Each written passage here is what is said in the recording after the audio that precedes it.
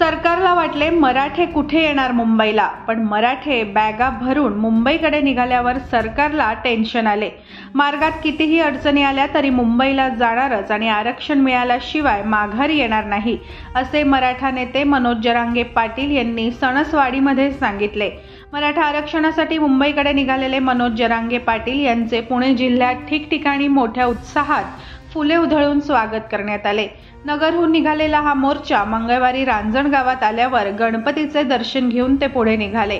मोर्चामध्ये शेकडोंच्या संख्येने वाहने आणि हजारो समर्थक आहेत। शिक्रापूरमध्ये आल्यावर नागरिकांनी ढोल ताशाच्या निनादात आणि पुष्प उधळून त्यांचे स्वागत केले। यानंतर रात्री 9:30च्या सुमारास जरांगे पाटील यांचा ताफा सणसवाडीत पोहोचला। सणसवाडीकरांनी प्रचंड उत्साहात त्यांचे स्वागत केले। यावेळी जरांगे पाटील यांनी रस्त्यावर वाहनांचा ताफा थांबवून जीपवर चढून शेकडो नागरिकांच्या गराड्यात भाषण केले। त्यानंतर रात्री 10च्या सुमारास मनोज जरांगे पाटील यांनी वढू बुद्रुक येथे जाऊन छत्रपती संभाजी महाराजांच्या समाधी स्थळाचे दर्शन घेतले।